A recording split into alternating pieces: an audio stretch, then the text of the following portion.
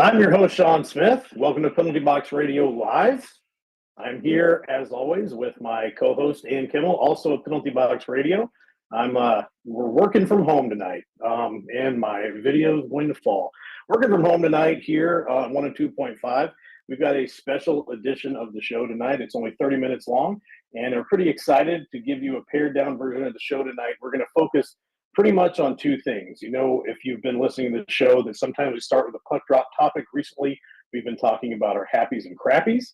And so we're going to start with some happies, and then in the next segment, we'll go to our crappies. It says here I'm supposed to make nice with Ann. Ann, how you doing?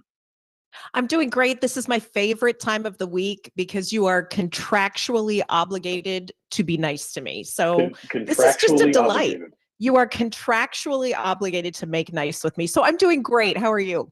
You make it sound like I'm not nice to you any other time. That kind of hurts my feelings, Ann. I just like to know it's scheduled. I like to have it on my calendar.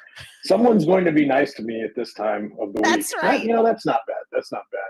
I'm glad you're here, and I do want to say something before we get started on the hockey stuff. We only have 30 minutes, so I'm not going to spend a ton of time on this. But the last week that the show was on, I've had a pretty crazy few weeks. But Alex Doherty filled in for me of the Tennessean. He was there with you, and you guys did a great job. Very good show, and I want to thank both of you for doing that. The show we had prior, I don't know if anybody could tell from the video, but right at the beginning of the show, and Ann was aware, had a message that my father had a stroke.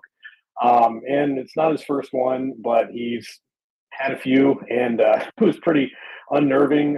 As I have zero medical training or knowledge, I felt like I probably wouldn't be very good at the emergency room. So I finished the show and then drove straight there.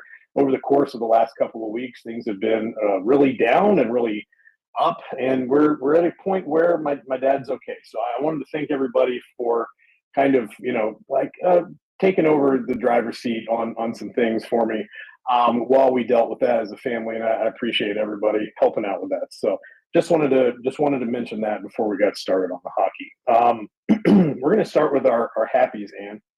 Or do we want to start? Or we start with happies? We're starting with happies. I feel like we should start with happies. Just on pure point. Okay, so we're going to start with our happies, and we're talking about the Predators. Things have been pretty grim for a while, and there's been a lot of talk. And I know that our last show was focused on what was going to happen if things were going to change. One thing that has changed is there have been some offensive improvements. Yeah, this has been a bright spot in what, we have to be honest, has been a relatively disappointing start to the season for sure for the Predators. But one of the challenges last season that has carried over to the start of this season is Nashville has struggled to score goals. This PBR week, just to remind everybody, PBR weeks, Wednesday to Wednesday, show to show, the Nashville Predators scored 17 goals. Friends, it's like a PBR week in a month jammed together. 17 goals. And the really cool part about that too, Sean, is that it's come from 11 different goal scorers. That's what I like to hear. And I think you see this team do well. And you've seen the Predators do well when a lot of guys get involved in scoring. And not just the goals, but the assists as well. As we all know, assists are the same as goals, right? I mean, on paper. Hey, nobody celebrates the assists like they celebrate the goals, which is, by the way, a little disappointing about hockey. What milestone did Stamkos reach last night? 1,200 points. 1,200 a lot of those points. Are assists. On some level, they do celebrate assists. It's just not the guy that passed the puck to the goal scorer doesn't get as excited as the guy that scored the goal. He gets to go. He's second in the high five line, right? Yeah.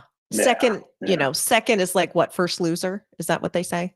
I guess. I don't know. Maybe not in the situation where you're getting the primary assist on a goal. I mean, again, true.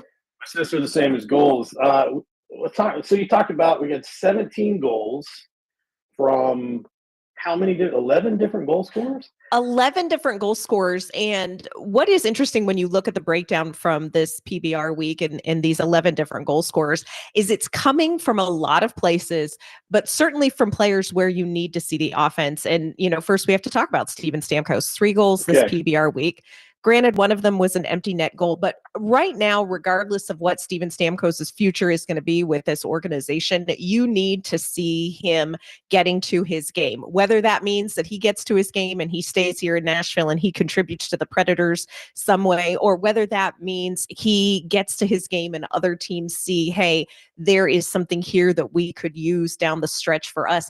It doesn't matter what is in Stamkos's future. What you need from him right now, currently, is you need to see that goal scoring. And so I think it's very encouraging to see him 3 goals in 1 PBR week, but you also have some great secondary scorers. Michael Bunting, Nick Blankenberg is out there. Ryan O'Reilly needs to feel at least okay about himself this week. He's got a couple of goals this week too. So, you're getting goals from a multitude of places, a multitude of style of players. You also have some of these young guys contributing. Let's shout out Reed Schaefer, Ozzy Weisblatt getting their first goals last night. We've got Matthew Wood also scored this week. So it's encouraging to see not only the veterans that you thought were going to be productive start to find that production, but also to see some of these young players coming in and contributing as well. So that part, I think, is something we can be happy about this week.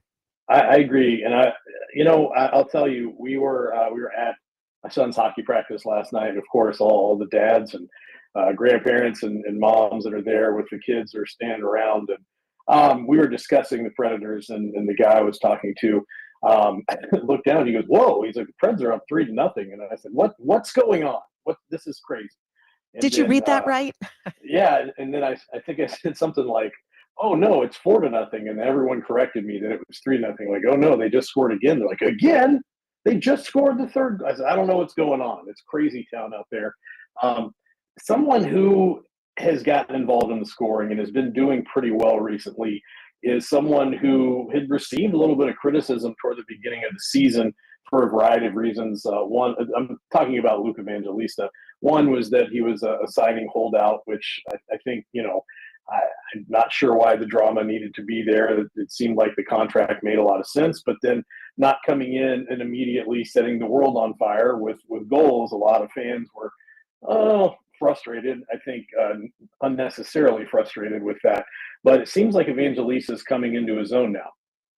Yeah, it's been really exciting to see. And I agree with you. I think some fans wanted to see immediate goal production before the ink dried on the contract. Right. But it took a little bit for Luke Evangelista to get to his game. But right now, you're looking at a young player who's on a 5-game point streak. He has 2 goals, 8 points, and he is a +5 in his last 5 games. This is the longest point streak of his career. And what I think is exciting, it's not just the 2 goals that he scored, but looking at the assists. 5 of those 6 assists are primary assists. Right. And so you're seeing this player where I think everybody was kind of wondering, what do we have here? What is his ceiling? Is he going to be able to produce what was last year? What did it speak over him? I think you're starting to see a player who, A, is getting great minutes with great players, and B, is showing not only can he find the back of the net, but also he can be a playmaker for a player like a Ryan O'Reilly or a Philip Forsberg or a Steven Stamkos. And so I think there is something very encouraging about what we're seeing from Luke Evangelista, because this is one of those players, Sean, that Nashville has to figure out pretty quickly. Right. What is he? And what can he be? You always talk about what is a player, but you have to get some sort of gauge at this point of Luke Evangelista as you look ahead for whatever the next iteration of this team's going to be. And you want to know what you have in him. I think it's important that, we talked early in the season, even before he joined the team, that if you look at his production from last season, it really picked up toward the end of the season. And it seems like it's continuing that way. I think you're seeing a player that, for whatever reason, the Predators prospect pipeline with forwards just seems like these guys get buried on the 4th line, don't have a chance to really play with, for lack of a better term, more skilled line mates. And I think what you're seeing Evangelistas finally pass whatever this weird young forwards test is that you have to pass to play meaningful minutes for the Nashville Predators. And you're seeing him kind of come into that, where he's able to do that. He's being trusted with the puck. He's able to have more ice time. I think, 2 minutes more average time on ice each game than last season. And so I'm pretty excited about that. And of course, I'll tell you, Ann, when we come back, we're going to move from our happies. Again, this is a 30-minute show tonight, so we're kind of compact. We're moving from our happies to our crappies. But before we go, I do want to tell you, Ann, about Tennessee Valley Paving. It's a third generation family owned and operated company serving Middle Tennessee since 1957. They handle everything from driveway and parking lot paving to municipal and commercial projects, and even specialty work like tennis courts and aviation pads. That are bonded, hold an unlimited license, and ready to serve your paving and sealing needs. Call Tennessee Valley Paving today at 615-794-2351 or visit TennesseeValleyPaving.com. Tennessee Valley Paving, serving the region with quality you can count on.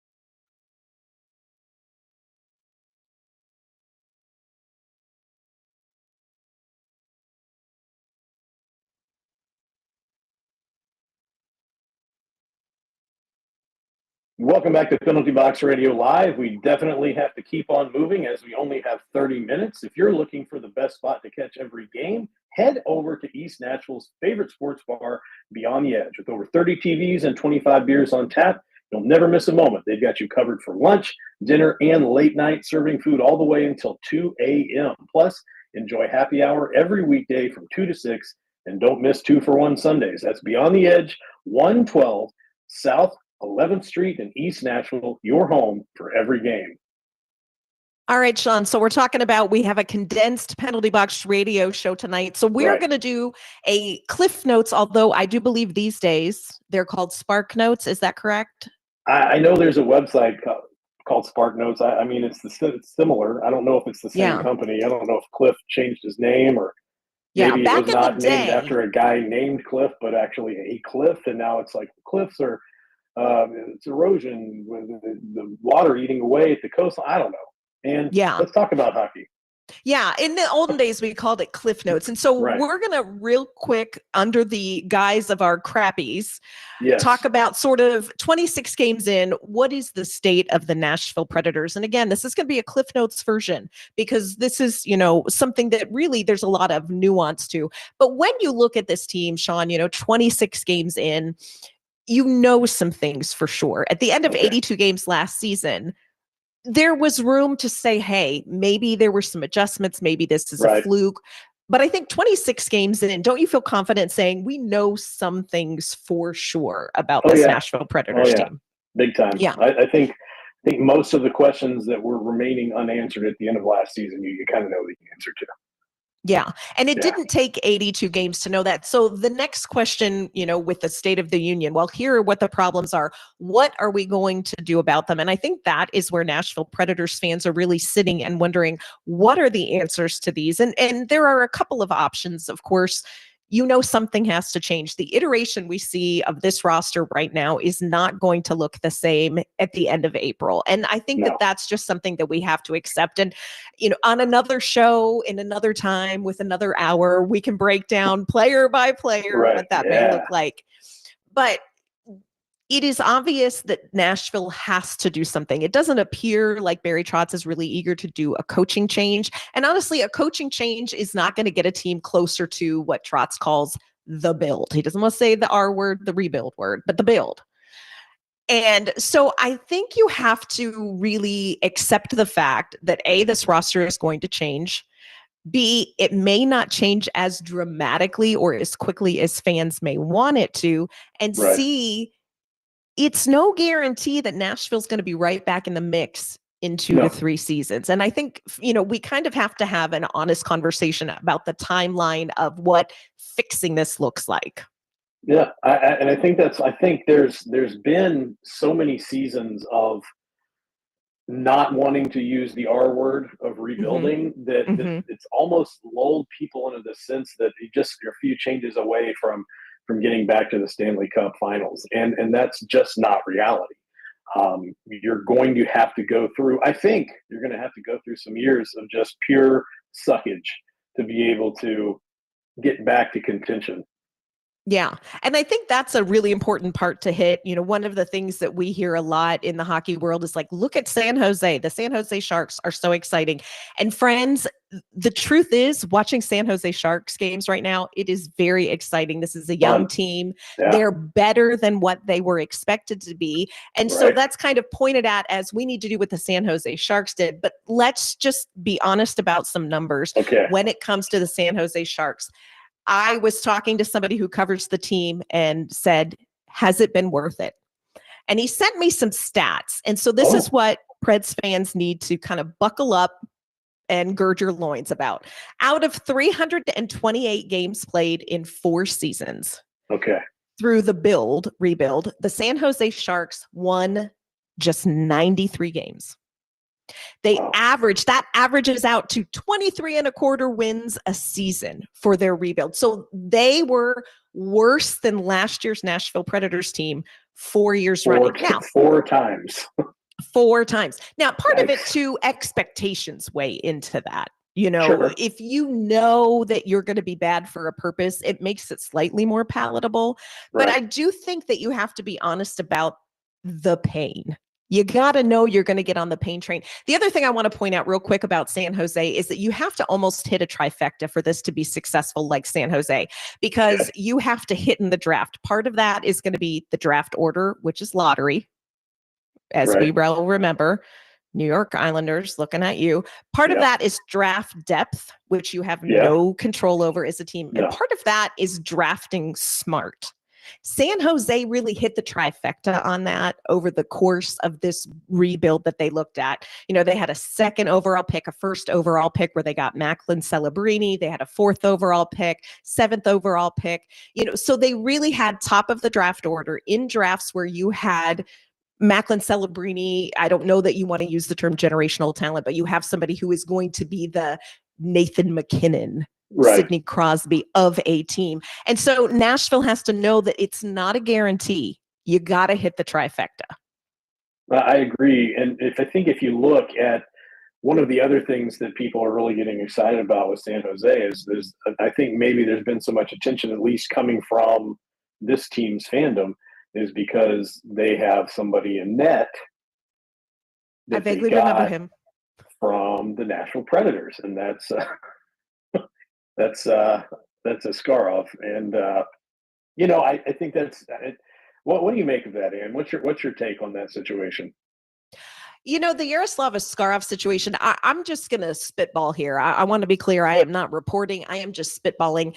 Okay. I know that timing, people are very frustrated. Like, hey, you signed UC Saros to the 7-year deal when you could have kept Yaroslav Askarov and been here for the rebuild. At the time, I don't think anybody thought that Nashville was going to have to do as significant of a build/rebuild as they are going to do. I think part of that, too, is you have to know that the player that you're investing in is on the same page with the front office. And I'm not 100% sure that from a chronological developmental standpoint, the front office and Yaroslav Askarov felt like they were on the same page. And so I think that there's more to that, and no shade to either side. But it is a little bit like, I get why that sticks in the craw in Nashville. I get that, you know, and I do understand that, but I think timing is everything. And Nashville is very fortunate. We have Jack Ivankovic, which we talked with Eric from Penalty Box Radio on the show with Alex the last time we were on, about like, we have a great goalie prospect coming up in the system, but you have to be ready for the change and a little bit of the pain as the Nashville Predators move forward. And the other thing I will say is, I don't know that this is going to happen in a manner that feels timely, but so much about changing this roster and making deals has to do with the nature of the entire league. You cannot make these trades. You cannot kick off this build in a vacuum. So I think it's going to be a little sit in the uncomfortable until this stuff can happen. So here's what I'm going to say. As we mentioned, this is a 30-minute show. We've got a very limited amount of time remaining, and we do have a hard out where we have to be off the air. So, Ann, we have very little time. And what I want to do is I want you to address the toxicity that has been reported on this team. And what's going to happen, I want everybody to know, is I'm just going to cut Ann off when I have to. So I'm not being rude. I'm not being ugly. You're not making nice with me. We've got to get off the air. So, Ann, take it away on toxicity and not the System of a Down song. Yes. So that's been a word that's been thrown around about the Nashville Predators, used in reference to top to bottom. And I just simply want to address what I can speak to and what the other media members can speak to as far as the locker room. Media in a locker room is a lot like a bikini. We see a lot.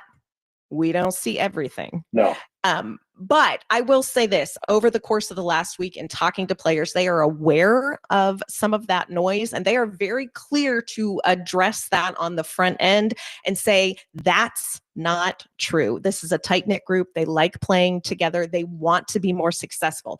They are frustrated. They are disappointed in results, but they are also determined, and this is a tight group. I know it makes sense to blame the failure on a toxic environment, but this locker room is not a gerbil cage. They are not eating their own young. I cannot speak to what's going on in the front office because we are not there on a regular basis. But for people who are saying this team is failing to win, therefore it is a toxic environment, I'm just telling you, as somebody who has been an 8th grade girl who has raised teenagers, I know how to read between the lines and get the vibe from a room. And so do the other members who are around the team. And I just want to reassure people, despite what you may think, that's not happening. Thanks for listening to Penalty Box Radio Live, presented by Tennessee Valley Paving, Beyond the Edge East Nashville, Boston Commons, Green Ventures Landscaping, and Timber and Blade. We'll see you again next week.